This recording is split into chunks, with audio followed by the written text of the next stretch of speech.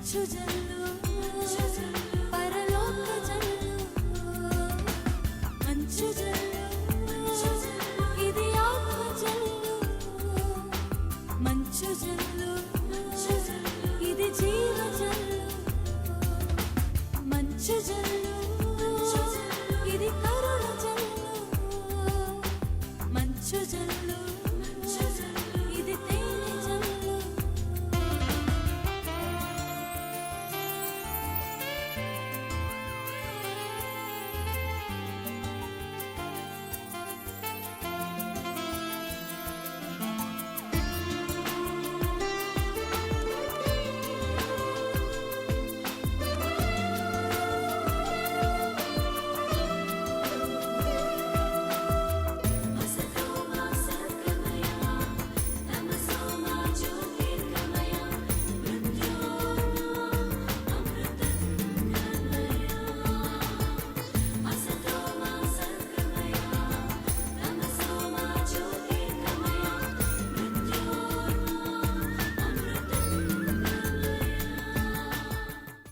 మంచు జల్లు ప్రేక్షకులకు శుభమగునుగాక. 10 ఆజ్ఞల గురించి మనం ధ్యానిస్తూ ఉన్నాం. గత వారం తల్లిదండ్రులను గౌరవించండి అనే 4వ ఆజ్ఞ ధ్యానిస్తున్నాం కదా. దాని గురించి ఎంతో చెప్పచ్చు. మీ ప్రవర్తన మీ తల్లిదండ్రుల వైపు మార్చుకోవాలని నేను మరోసారి మిమ్మల్ని అర్థిస్తూ ఉన్నాను. నేను గత జనవరి కలకత్తాకి వాక్యం చెప్పడానికి వెళ్ళాను. అక్కడ నేను ఎయిర్పోర్ట్ నుంచి కారులో వెళ్తూ ఉన్నాను. నేను చెప్పవలసిన చోటుకి చాలామంది వృద్ధులు వీధులలో పడుకుని ఉన్నారు, దిక్కులేని వాళ్ళలాగా. నాకు చాలా బాధ అనిపించింది. ప్రభా, ఈ వృద్ధులందరూ కన్న బిడ్డలు ఎక్కడున్నారు నాయనా? పిల్లల్ని పెంచడానికి ఎంత కష్టపడి వీళ్ళు పెంచుతారు, వృద్ధాప్యం రాగానే ఇలా పడేస్తున్నారు. మదర్ తెరీసా తల్లిని ఖుష్వంత్ సింగ్ అడుగుతాడు, అమ్మా, అతి భయంకరమైన వ్యాధి ఏంటి తల్లి? What according to you is the worst disease, mother? And mother says, being unwanted is the worst disease. It's not AIDS nor cancer, but being unwanted. అంటే నిరాదరించబడమే అతి భయంకరమైన వ్యాధి.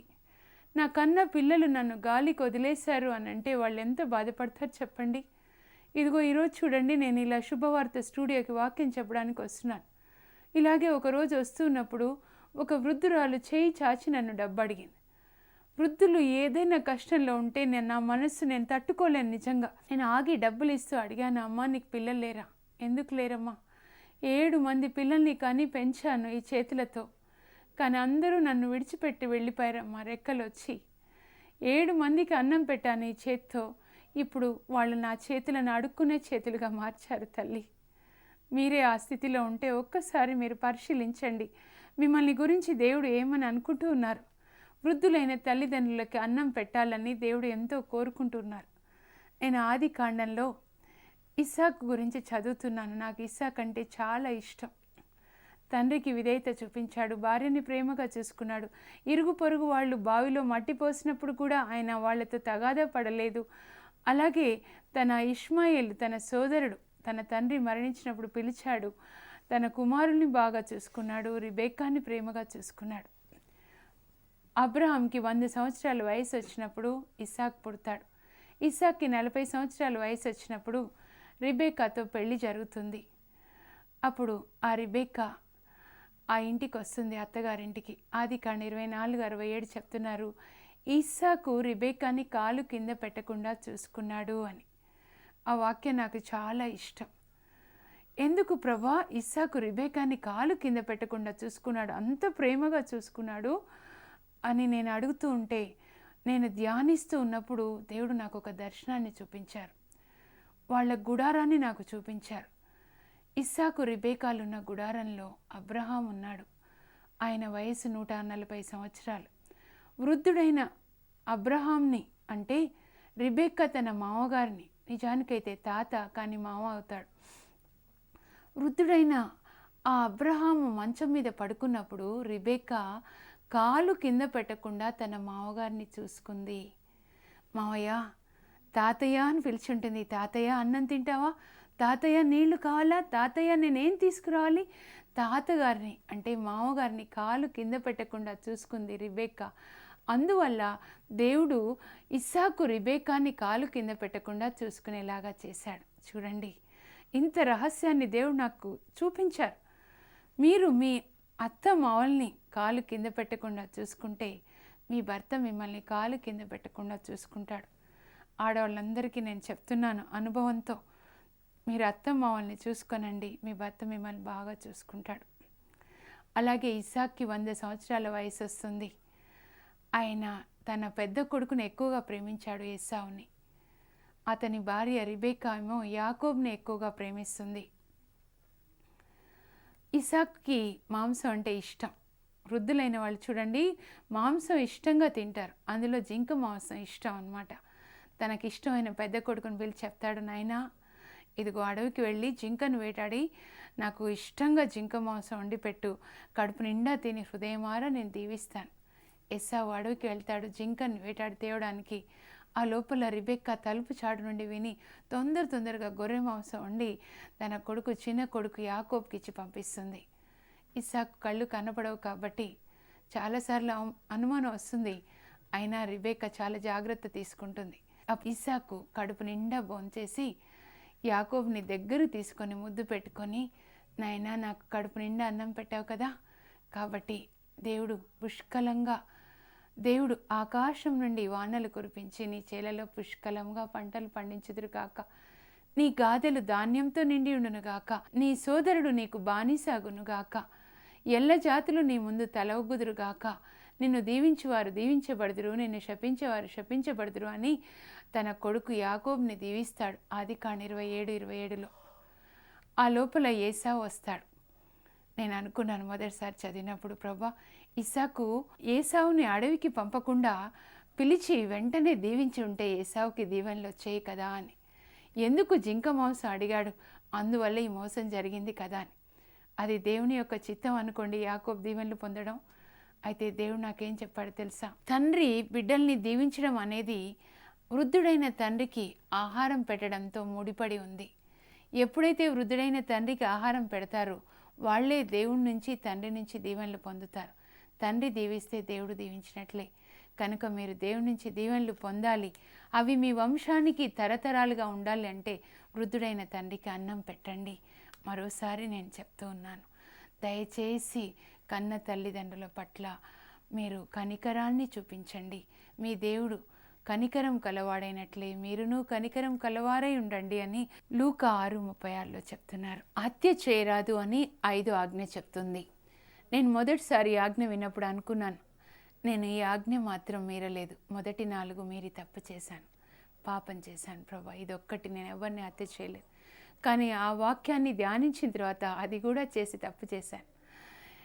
కీర్తన 57:4లో చెప్తుంది, వారి నాలుకలు కత్తుల వలె ఉండి చాలా మందిని హత్య చేస్తున్నాయని. సిరాక్ 28లో ఏం చెప్తున్నారంటే, కత్తి వాతబడి మరణించిన వాళ్ళ కంటే నాలుక వాతబడి మరణించిన వాళ్ళ సంఖ్య ఎక్కువగా ఉంది. ఇప్పుడు హత్యలు నాలుకతో, వ్యభిచారం కళ్ళతో జరుగుతూ ఉందంట. కనుక మనం మాట్లాడే మాటలతో ఎవరిని హత్య చేయకూడదు.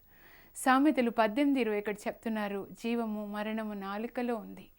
నాలుకని జాగ్రత్తగా వాడుకోవాలి. మీరు మంచి రోజులు చూడాలి మీ జీవితంలో అంటే నాలుక జాగ్రత్త అని వాక్యం చెప్తుంది. చూడండి, యేసు ప్రభుని గెత్సేమనీ తోటలో బంధించడానికి 609 మంది రోమా సైనికులు వచ్చినప్పుడు పేతురు తన కత్తి తీసుకొని మాల్కస్ అనేటటువంటి సైనికుని చెవి తెగ నరికాడు. అప్పుడు యేసు ప్రభు ఆ చెవిని తీసుకొని మాల్కస్ని స్వస్థపరిచి పేతురుతో చెప్పాడంట, పేతురు నీ కత్తి వరలో పెట్టయ్యా. మనం వాడే ఆయుధాలు ప్రేమ, క్షమ, కనికరం కానీ కత్తులు కాదు. అలాగే ప్రభు ఇప్పుడు మనతో చెప్తున్నాడు, మీ నాలుక అనే కత్తిని వరలో పెట్టండి. మీ నాలుక అనే కత్తితో వినేవాళ్ల చెవులు మీరు కొయ్యవద్దు. మనం మాట్లాడితే ఆ మాటలు తేనెలాగా జీవం ఇచ్చేటట్టుగా ఉండాలి. పరమగీతాలు 4:11 చెప్తున్నారు, ఆమె పెదవుల నుండి తేనె జాలువారుతూ ఉంది. అలాంటి మాటలే మనం మాట్లాడాలి. ఇంట్లో కావచ్చు, బయట కావచ్చు, మన భాష నాలుక సరిగ్గా ఉంటే నోరు మంచిదవుతే ఊరు మంచిదవుతుంది అంటున్నారు. కాబట్టి నాలుక వల్ల మీరు అపఖ్యాతి తెచ్చుకోకూడదు. కీర్తి అపకీర్తి రెండు నాలుక వల్లే వస్తాయి. మరి నాలుకని జయిస్తే అలెగ్జాండర్ ద గ్రేట్ అన్నమాట మీరు. అందుకే చెప్తున్నారు 141 కీర్తనలో చెప్తున్నారు, నా నాలుక ఎవరైనా దూత కావలి ఉండి నాలుకని కాపలా కాస్తే బాగుంటుంది అని. అడగాలి, దేవా ఈ నాలుకతో నేను ఎవరిని కూడా ఈరోజు హత్య చేయకూడదు, ఈ నాలుక వల్ల ఇతరులకి జీవం ఇవ్వాలి. మరి ఇంకా మనం ఎలా హత్య చేస్తాం? మొదటి హత్య ఆదికాండంలో 4వ అధ్యాయంలో 10వ వచనంలో జరుగుతుంది. కయీను తన తమ్ముడు ఆబేల్ని అసూయతో హత్య చేస్తాడు. అప్పుడు ఆబేలు రక్తం భూమి మీద పడినప్పుడు దేవుడు కయీనుతో చెప్తున్నాడు, కయీను నీ తమ్ముడి యొక్క రక్తం కొరకు భూమి నోరు తెరుచుకుంది, భూమి మీద నీ తమ్ముడి రక్తం పడింది కాబట్టి ఇప్పుడు భూమి శాపం పాలైంది. ఎందుకంటే రక్తంలో జీవం ఉంది, ఆ జీవం దేవుడిది, దేవుని యొక్క జీవం రక్తంలో ఉంది కాబట్టి అది మనిషి శరీరంలో ఉండాలి కానీ భూమి మీద పడకూడదు. ఒక వ్యక్తి రక్తం భూమి మీద పడి భూమి శాపం పాలవుతే మరి ఎన్ని హత్యలు జరుగుతున్నాయి? భారతదేశం 5 పాపాలకి మొదటి స్థానంలో ఉందంట. హత్యలు చేయడంలో, వ్యభిచారం చేయడంలో, గ్యాంబ్లింగ్ చేయడంలో, అలాగే త్రాగడంలో, అలాగే ఇంకా అబద్ధాలు చెప్పడంలో మరి ఎన్ని హత్యలు జరుగుతున్నాయి? అబార్షన్స్ పేరుతోనే, కేవలము అబార్షన్స్ పేరుతో ప్రతిరోజు 150,000 హత్యలు జరుగుతూ ఉన్నాయంట. తల్లి తన గర్భంలో ఉన్న బిడ్డల్ని హత్య చేస్తూ ఉందండి. నేను చెప్పాను, నేను కలకత్తాకి వెళ్ళాను వాక్యం బోధించడానికి. అక్కడ వాక్యం అయిపోయిన తర్వాత అక్కడ ఫాదర్ గారు మమ్మల్ని మదర్ తెరీసా ఇంటికి తీసుకెళ్లారు. ఆ తల్లి ధరించిన వస్త్రాలు అన్నీ కూడా తల్లికి సంబంధించినవన్నీ అక్కడ డిస్ప్లే చేశారు. ఆ తల్లి చెప్పిన మాటలు కూడా కొన్ని ఆ తల్లి గదిలో రాయబడి ఉన్నాయన్నమాట. అందులో కొన్నిటి నేను చదువుతున్నాను. అందులో ఒకటి ఏం చెప్తుందంటే, if a mother kills her own child, how can we ask the world not to kill one another? కన్న తల్లి తన బిడ్డని హత్య చేసినప్పుడు మీరు ఒకరినొకరు హత్య చేయొద్దు అని లోకానికి మనం ఎలా చెప్తాం? పసిబిడ్డ తల్లి కడుపులో నిద్రిస్తున్నప్పుడు కన్న తల్లి హంతకురాలై చంపితే ఆ తల్లిని దేవుడు ఎలా మన్నిస్తాడు చెప్పండి? తల్లి గురించి ఏం చెప్తున్నారు? తల్లి, దేవుడు ఉండలేని చోట, దేవుడు ఎక్కడైతే ఉండలేడో అక్కడ తల్లిని ఉంచాడంట. అంటే దేవుని యొక్క ప్రేమ తల్లి ద్వారా పిల్లలకి వెళ్ళాలని. కడుపులో నిద్రిస్తున్న బిడ్డల్ని హత్య చేసి, దేవా నన్ను బ్రతికించు, నన్ను దీవించు అన్నప్పుడు మీ చేతులు రక్తసిక్తమై ఉంటాయి. దేవుడు ఎలా మన్నిస్తారు చెప్పండి? ఒక్కసారి జ్ఞాపకం చేసుకోండి. డాక్టర్స్ కావచ్చు, నర్సులు కావచ్చు, తల్లి కావచ్చు, అత్త కావచ్చు, భర్త కావచ్చు, అబార్షన్ చేయడానికి ఎవరెవరు పాత్రలో వాళ్ళందరూ హంతకులే. 1 కొరింథీ 6:10 చెప్తుంది, హంతకులు దేవుని రాజ్యానికి వారసులు కారు. మరి మరణించిన తర్వాత 2 రాజ్యాలే ఉన్నాయి. మన ఆత్మ వెళ్ళేది, ఒకటి పరలోకం, ఒకటి నరకం. దేవుని రాజ్యానికి వారసులు కారంటే ఇండైరెక్ట్గా యేసు చెప్తున్నారు, లేదా పౌలు చెప్తున్నాడు, మీరు నరకానికి వెళ్తారు అని. కనుక హత్య చేయకండి. భారతదేశంలోనే 35,000 హత్యలు ప్రతిరోజు అబార్షన్స్ పేరుతో జరుగుతున్నాయంట. 127 కీర్తన 3వ వచనం చెప్తుంది, పుత్రులు ప్రభు ఇచ్చు వరము, తనయులు దేవుని బహుమానం. వివాహం యొక్క ఉద్దేశం మీరెరుగరా? మలాకి 2:14లో చెప్తున్నాడు మలాకి ప్రవక్త. వివాహం అంటే స్త్రీ పురుషులు ఇద్దరూ ఏక ఆత్మ, ఏక మనస్సు, ఏక శరీరంగా ఉన్నప్పుడు దేవుడు తన సృష్టిని కొనసాగిస్తారు. ఆ వివాహం వల్ల దేవుడు తన పిల్లలు అనే సృష్టిని కొనసాగించాలని, వివాహం వల్ల పిల్లలు కలగవలేననే దేవుడు వివాహాన్ని లోకంలో స్థాపించారు. అదే దేవుని ఉద్దేశమై ఉంటున్నది అని మలాకి చెప్తున్నాడు. కనుక పిల్లలు ఎప్పుడు ఇస్తే వాళ్ళని స్వీకరించడానికే మనం వివాహం చేసుకోవాలి. అలాగే త్రాగి మన దేహాన్ని మనం నాశనం చేసుకోకూడదు. బైబిల్లో 58 సార్లు త్రాగకూడదు అని ఉంది. యెషయా 5:11 చెప్తుంది, వేకువనే నిద్ర లేచి రాత్రి ప్రొద్దుపోయిన దాకా మద్యపానంతో మత్తెక్కు వారు శాపగ్రస్తులుగా ఉంటున్నారు. అలాగే ఎఫెసీ 5:18లో పౌలు చెప్తున్నాడు, బిడ్డలారా మీరు మద్యపానంతో మత్తిలకండి, అది మిమ్మల్ని నాశనం చేస్తుంది. దానికి బదులుగా మీరు ఆత్మపూరితులు కండి. అయినా ఎంతమంది తాగుతున్నారు? 1 కొరింథీ 3:16లో పౌలు చెప్తున్నాడు, మీకు తెలియదా మీరు దేవుని యొక్క ఆలయమని, పరిశుద్ధాత్మదేవుడు మీ యందు వసిస్తున్నాడని? ఎవరైనా దేవుని ఆలయాన్ని నాశనం చేస్తే ఆయన అట్టి వారిని నాశనం చేయక మానడు. కనుక మీరు దేవుని ఆలయాన్ని నాశనం చేయకండి. మీ దేహమే దేవుని యొక్క ఆలయంగా ఉంటున్నది. పరిశుద్ధాత్మ దేవుడు మీ అందు వసిస్తున్నాడు. మీరు మర్చిపోకండి. త్రాగుతూ స్మోకింగ్ చేస్తూ దేవుని ఆలయాన్ని మీరు నాశనం చేయకండి. నేను ఎంఎడ్ చేయడానికి అని చెప్పేసి 93లో మెడ్రాస్ వెళ్ళాను. అక్కడ అన్ని రాష్ట్రాల నుంచి వచ్చి ఉన్నారు. ఆంధ్ర వాళ్ళు లేచి నిలబడండి అని మొదటి క్లాస్లో అడిగినప్పుడు మేము ఆంధ్ర వాళ్ళ నిలబడ్డాం. అందులో ఒక అమ్మాయి చాలా తెల్లగా ఉంది, స్నో వైట్ లాగా. ఆ తర్వాత క్లాస్ అయిపోయిన తర్వాత మేము అంతా కలుసుకున్నాం. అప్పుడు అమ్మాయి నేను అడిగాను, నిజంగా మీరు ఆంధ్ర నుంచి వచ్చారా? చాలా ఫెయిర్గా ఉన్నారు కదా. అప్పుడు ఆమె చెప్పింది, లేదు నేను కాశ్మీర్ మాది. మరి ఆంధ్ర అన్నారు? అక్కడ కాశ్మీర్ నుంచి ఒకసారి సెలవులకని మా తల్లిదండ్రులు అంతా కలిసి వచ్చాం. ఆంధ్రాకి వచ్చాం. ఆంధ్రాలో మా ఫ్రెండ్స్ ఉంటే ఇల్లు తాళం వేసి వచ్చాం. సెలవుల తర్వాత తిరిగి మా ఇంటికి వెళ్ళేసరికి ఇంటి చుట్టూ పోలీసులు ఉన్నారు. ఇంటి లోపల ఏం జరిగింది అని మేము అడిగాం పోలీసులని. వాళ్ళు చెప్పారు, కాశ్మీర్ మిలిటెంట్స్ మీ ఇల్లు ఆక్రమించుకున్నారు. They occupied your house. ఆ తర్వాత ఎంత ప్రయత్నించినా కూడా ఆ కాశ్మీర్ మిలిటెంట్స్ తీవ్రవాదులు మా ఇంటిని ఖాళీ చేయలేదు. అందువల్ల ఆంధ్రాలోనే ఉండిపోవాల్సి వచ్చింది. మా తల్లిదండ్రులు ఎంత కష్టపడి ఇల్లు కట్టారు, కానీ ఇప్పుడు అది దొంగల గుహగా మారిపోయింది. అప్పుడు నేను అనుకున్నాను, దేవుడు కూడా మన గురించి అలాగే అనుకుంటాడా? నేను ఉండాలని తల్లి గర్భంలో ఉన్నప్పుడు ఈ ఇల్లు కట్టుకున్నాను, ఒక్కొక్క అవయవాన్ని కట్టుకున్నాను. కానీ ఇప్పుడు మీరు దాన్ని దొంగల గుహగా మార్చారు. మార్కు 11:17 ఆయన చెప్తున్నారు, మీరు దేవుని ఆలయాన్ని దొంగల గుహగా మార్చకండి. నేను ముత్తంగిలో వాక్యం చెప్పడానికి వెళ్ళినప్పుడు అక్కడ ఒక ఆయ నాతో మాట్లాడుతుంది. నా దగ్గర వచ్చి నన్ను పట్టుకొని ఏడ్చింది. ఏమో ఎందుకు ఏడుస్తున్నావు? రాత్రి మా ఆయన తాగొచ్చి పిల్లల్ని కొట్టాడు. వర్షం వస్తూ ఉంటే బయటికి వాళ్ళని నెట్టేసి తలుపులు మోసేశాడు. ఆ రాత్రంతా వాళ్ళు వర్షంలోనే నా పిల్లలు ఉండిపోయారు. నా కళ్ళ ముందే నా బిడ్డలు వర్షంలో ఉండిపోయారమ్మా. నేనేం చేయలేకపోయాను. త్రాగి వస్తే చాలు పిల్లల్ని కొడతాడు, నన్ను కొడతాడు, మమ్మల్ని బయటికి నెట్టేస్తాడు. మేము బయట ఉండిపోవాలి. ఎన్ని రోజులు ఇలా భరించాలి? బాబుకి మరుసటి రోజు ఎగ్జామ్స్ ఉన్నాయి. వాడు చదువుకోవడానికి లేకుండా అయిపోయింది. వాడిని చూస్తే, బాబుని చూస్తే తండ్రి కొట్టిన చోట ఇంత పెద్దగా వాచిపోయింది. ఒకసారి ఆలోచించండి, మీరేం చేస్తున్నారు? మీరు తాగడం వల్ల మీ శరీరంలో నివసిస్తున్న దేవుణ్ణి మీరు చంపేస్తున్నారు. మీ భార్య పిల్లల్ని చంపేస్తున్నారు. అలాంటి తండ్రులని గురించి పిల్లలు ఏమనుకుంటారు? మీరు వృద్ధులైనప్పుడు మీ పిల్లలు మీ గురించి ఏమనుకుంటారు ఆలోచించండి. నా తండ్రి నన్ను కొట్టాడు, నా తల్లిని కొట్టాడు, కనుక నేను ఆయన్ని ఇప్పుడు చూసుకోను అనుకుంటాడు. అందరూ మిమ్మల్ని అసహించుకుంటారు. దేవుని ఆలయం అని జ్ఞాపకం ఉంచుకొని త్రాగుడు నుంచి బయటపడండి. దానికి బదులుగా ఆత్మపూరితులు కండి.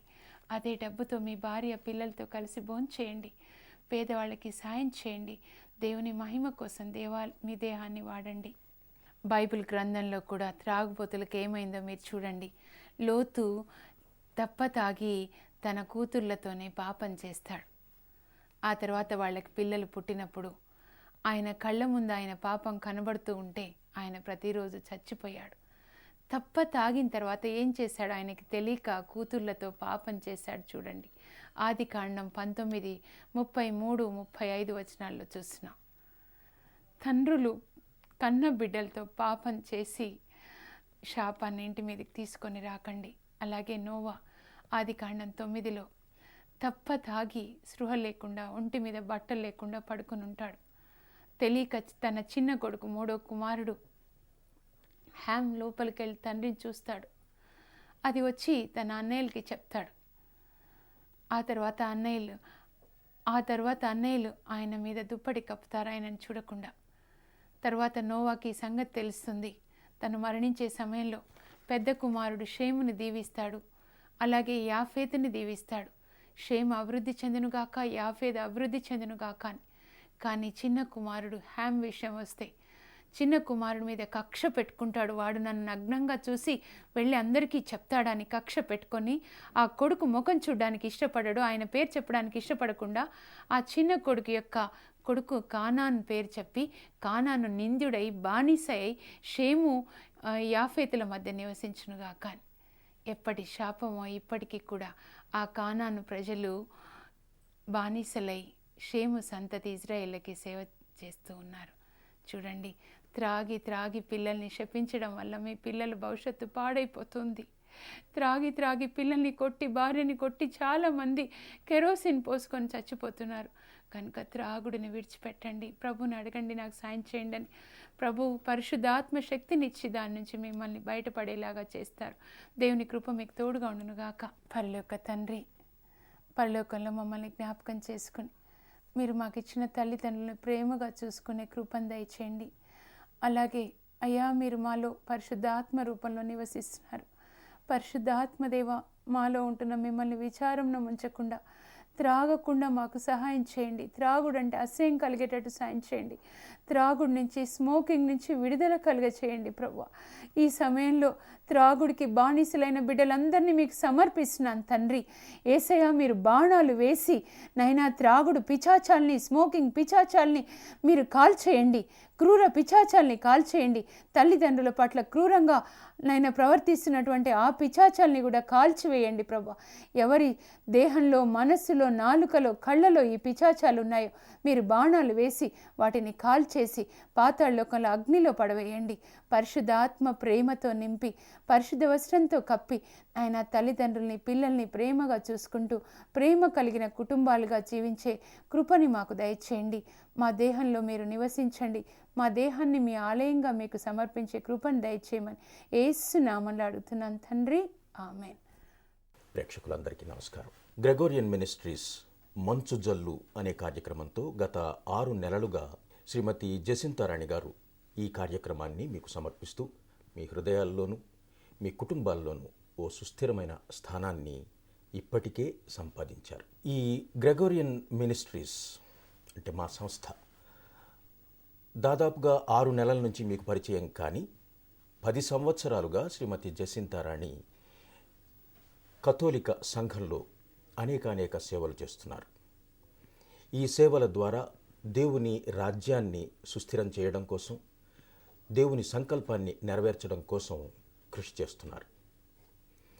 ఈ 10 సంవత్సరాల కాలంలో ఎన్నో సాధక బాధకాలు ఎదుర్కోవటం అందరిలాగానే ఆవిడకి జరిగాయి. మా సంస్థ గ్రెగోరియన్ మినిస్ట్రీస్ ప్రతి శనివారం ఉదయం 10 గంటల నుంచి మధ్యాహ్నం 3 గంటల వరకు ఉపవాస ప్రార్థనలు నిర్వహిస్తుంది. అనేక మంది ఈ ప్రార్థనల్లో పాల్గొని దైవాశీస్సులు పొందుతున్నారు. మీకు కూడా మేము ప్రత్యేకంగా ఆహ్వానం చెప్పక్కర్లేదు. మీరు ప్రతి శనివారం రావచ్చు, మీకు వీలైనప్పుడు ప్రతిసారి రావచ్చు. 10 సంవత్సరాలుగా ఒకే ఒక్క సంస్థ మరి ఏమాత్రం వెనక్కి రావాలి, డబ్బు మేము సంపాదించుకోవాలి, లాభాలు రావాలి అనే ఆర్జన గురించి ఆలోచించకుండా కేవలం సేవాభావాన్నే మీ ముందు ప్రదర్శిస్తూ వస్తోంది. కానీ ఇది ఎల్లకాలం నడవటం కష్టం. అంచేత మీకు తోచినంత సాయాన్ని మీరు మాకు చెయ్యవచ్చు.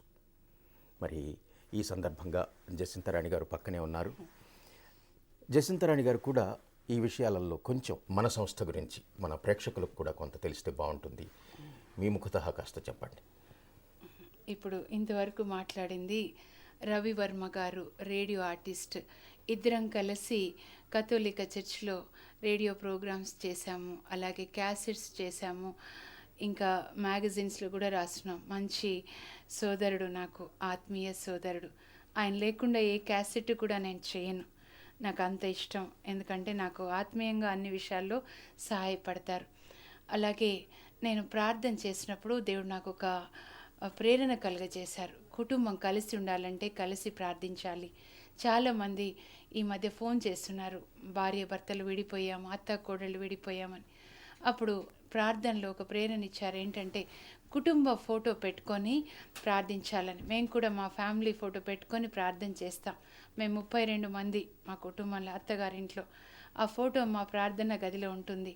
అలాగే మీరు కూడా మీ కుటుంబ ఫొటోస్ పంపిస్తే మేము ప్రార్థన చేస్తాం. మీరు ఇక్కడ చూస్తున్నారు కదా, చూసినట్టుగా గ్రెగోరియన్ కుటుంబ సభ్యత్వ పత్రంలో మీరు కుటుంబ సభ్యులుగా చేరండి. మీ ఫ్యామిలీ ఫోటో పంపించండి, అలాగే మీ అడ్రస్ పంపించండి. కుటుంబ సభ్యుల పేర్లు రాసి మీరు దేని కొరకు ప్రార్థించాలో ఎల్లప్పుడూ ఈ ఫైల్లో ఉండి ప్రతిరోజు మేము మీకోసం ప్రార్థన చేస్తాం. ఇప్పటికే సభ్యత్వం తీసుకున్న వాళ్ళు కొన్ని కుటుంబాలు ఉన్నారండి. వీళ్ళు కేరళ నుంచి పంపించారు చూడండి. అలాగే వీళ్ళు చాలా మంది చేరారు, విజయవాడ నుంచి, అన్ని చోట్ల నుంచి. ఇంకొకటి ప్రేరణ ఏమి ఇచ్చారంటే ప్రభు నాకు ప్రతి చోట స్త్రీలు ఒక బృందంగా చేరి ప్రార్థించుకోవచ్చు. భర్త త్రాగుతున్నాడని, పిల్లలు దారి తప్పారని చెప్తుంటారు. అలాంటప్పుడు ఊరికే కూర్చొని ఈ విషయాలు మాట్లాడుకునే కంటే స్త్రీలు కొంతమంది ఒక గంట సేపు 2 గంటలు కూర్చొని ప్రార్థన చేయొచ్చు. వాళ్ళందరూ ఒక గ్రూప్గా జూడిత్ ప్రేయర్ గ్రూప్ అని, మగవాళ్ళు అయితే డేనియల్ ప్రేయర్ గ్రూప్ అని ఫామ్స్ తయారు చేసామండి. ఇప్పటికే చాలామంది కడపలో, విజయవాడ, వైజాగ్ చాలా చోట్ల గ్రూప్స్గా చేరి ప్రార్థన చేస్తున్నారు. అలాగే మంచు జల్లు మినిస్ట్రీస్ కోసం కూడా వాళ్ళు చాలా ప్రేయర్ చేస్తున్నారు అనమాట. అలాంటి వాళ్ళు గ్రూప్స్గా చేరారు. మీరు ఒక గ్రూప్గా చేరాలి అనుకుంటే ఈ మంచు జల్లు మినిస్ట్రీస్ నుంచి ప్రతి నెల ప్రేయర్ ఇంటెన్షన్స్ మీకు పంపిస్తాం. మీరు ఈ స్క్రీన్ మీద అడ్రస్ చూసి పంపించినట్లయితే మేము చేరుతున్నాము అని మీ మెంబర్స్ పేర్లన్నీ అలాగే మీ ఫొటోస్ పంపిస్తే మీరు ఎలా ప్రార్థించాలి దేశం కోసం, అలాగే రాజకీయ నాయకుల కోసం, భారతదేశం కోసం, ఆంధ్ర రాష్ట్రం కోసం, అలాగే త్రాగే వాళ్ళు, యువతి యువకులు వీళ్ళు అన్నిటి నుంచి బయటపడాలి అని. అనేక సమస్యలు ఉంటాయి కదా, ఆ సమస్యలన్నీ వారు జ్ఞాపకం పెట్టుకొని వాళ్ళు తప్పనిసరిగా మనకి ఉత్తరాలు రాస్తూ ఉంటే మనం వారి కోసం ప్రార్థన చేయటం, మనతో కలిసి వారు ప్రార్థన చేయటం, ఇది ముఖ్యాంశంగా పెట్టుకుందాం. మరి అడ్రస్ నేను తప్పు చెప్పకూడదు కాబట్టి నేను దీనిలో చూసి చెప్తాను, మీరేమనుకోకండి. గ్రెగోరియన్ మినిస్ట్రీస్ మంచు జల్లు ప్రతి శనివారం ఉదయం 7 గంటల నుంచి 7 గంటల 30 నిమిషాల వరకు ప్రసారం అవుతుంది. దీన్ని రూపకల్పన చేసి మీకు సమర్పిస్తున్న వారు మా పక్కనే ఉన్నారు, శ్రీమతి జసింతారాణి గారు. అడ్రస్ 214 పావని ఎస్టేట్స్, వీధి నంబరు 8, Himayat Nagar, saint Anthony's school దగ్గర, హైదరాబాద్ 5,29,000. మీరు ప్రార్థన కోసం మమ్మల్ని సంప్రదించవచ్చు, ఫోన్ కూడా చేయవచ్చు. ఫోన్ నంబర్లు రాసుకోండి. ఇంటి నంబరు 666-26-206, సెల్ నంబరు 9848024640. మర్చిపోకండి, గ్రెగోరియన్ మినిస్ట్రీస్ మీకోసం చాలా ప్రత్యేకంగా మీ ప్రార్థనల్లో మమ్మల్ని కూడా జ్ఞాపకం చేసుకోండి. నమస్కారం. నమస్కారం. ఈ సువార్త సేవలో మీరు మా భాగస్థులు కండి. ప్రతి శనివారం ఉదయం 11 గంటల నుంచి మధ్యాహ్నం 3 గంటల వరకు మా ఆలయంలో జరిగే ప్రార్థనకు మిమ్మల్ని ఆహ్వానిస్తున్నాను. కనుక మీరు ఈ ఉపవాస ప్రార్థనలో పాల్గొని దీవెనలు పొందమని ఆశిస్తూ ఉన్నాను. దేవుడు మిమ్మల్ని దీవించుదురుగాక. For more information, please contact us.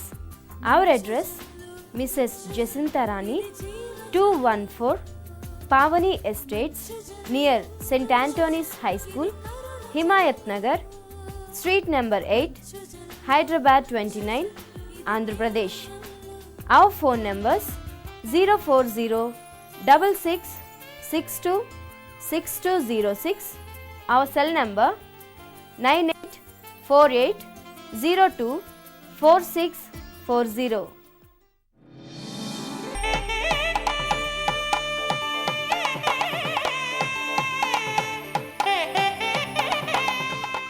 మీకు మీ కుటుంబంలో, మీ ఉద్యోగంలో, ఆర్థిక విషయాల్లో, వ్యక్తిగతంగా ఎటువంటి సమస్యలున్నా సరే మీ ప్రార్థనా అవసరతల కొరకు మమ్మల్ని సంప్రదించండి. మీ సమస్యలను విని మీ కొరకు ప్రార్థించడానికి మా ప్రార్థనా వీరులు మీ కొరకు నిరీక్షిస్తూ ఉంటారు. ఉదయం 9 గంటల నుండి సాయంత్రం 5 గంటల వరకు. కనుక మీరు మీ స్క్రీన్ మీదున్న ఫోన్ నంబర్లకు ఫోన్ చేయండి. సికింద్రాబాద్, హైదరాబాద్ నుండి అయితే 277-13-777 లేదా 277-15-777. హైదరాబాద్ కాకుండా ఇండియాలో ఎక్కడి నుండైనా చేయాలనుకున్న వారికి కోడ్ నంబరు 040-277-13-777 లేదా 040-277-15-777. అంతర్రాష్ట్రీయంగా ఫోన్ చేయాలనుకున్న వారికి కోడ్ నెంబర్ 9140-277-13-777 9140-277-15-777. దేవుని ఆశీర్వాదాలను పొందడానికి ఈ సువర్ణావకాశాన్ని తప్పక ఉపయోగించుకుంటారని ఆశిస్తున్నాము.